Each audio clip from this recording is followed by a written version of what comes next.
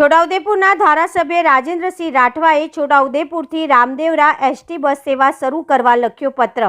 છોટાઉદેપુરના ધારાસભ્ય રાજેન્દ્રસિંહ રાઠવા દ્વારા ઉપાધ્યક્ષ અને વહીવટી અધિકારી ગુજરાત રાજ્ય માર્ગ વાહન વ્યવહાર નિગમ રાણી અમદાવાદ તથા જનરલ મેનેજર ગુજરાત રાજ્ય માર્ગ વાહન વ્યવહાર નિગમ નરોડા અમદાવાદ તેમજ વિભાગીય નિયામક ગુજરાત રાજ્ય માર્ગ વાહન વ્યવહાર નિગમ રેસકોર્સ વડોદરાને પત્ર લખીને છોટાઉદેપુરથી રામદેવરા રાજસ્થાનની સીધી એસટી બસ સેવા શરૂ કરવા રજૂઆત કરવામાં આવી છે। લખેલા પત્રમાં ધારાસભ્ય રાજેન્દ્રસિંહ રાઠવાએ જણાવ્યું હતું કે અહીં છોટાઉદેપુર તેમજ ગુજરાત સરહદી મધ્યપ્રદેશ તથા છોટાઉદેપુરને અડીને આવેલા મહારાષ્ટ્ર વિસ્તારમાં રણુજાના બાબા રામદેવ પીરના ખૂબ બહોળા પ્રમાણમાં ભક્તો હોય અને ભારે આસ્થા સાથે અવારનવાર અહીંથી રામદેવરા રાજસ્થાન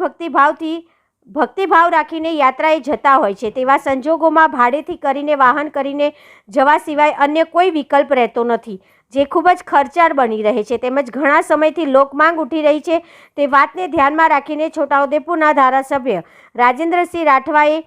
જે યોગ્ય રજૂઆત કરી છે તેને ધ્યાનમાં રાખીને ગુજરાત રાજ્ય માર્ગ વાહન વ્યવહાર નિગમ દ્વારા સત્વરે છોટાઉદેપુરથી રામદેવરા રાજસ્થાનની સીધી એસટી બસ સેવા શરૂ કરવામાં આવે તો કવાંટ, પાનવડ, છોટાઉદેપુર, પાવી જેતપુર, જોજ, ડુંગરવાંટ, ભીખાપુરા, કંદવાલ, દામાવાવ, ગોધરા, લુણાવાડા, અંબાજી, પાલી, જોધપુર સહિતના વિસ્તારને લાભદાયક બની રહે તેમજ એસટી વિભાગને પણ ખૂબ મોટી આવક મળી શકે છે।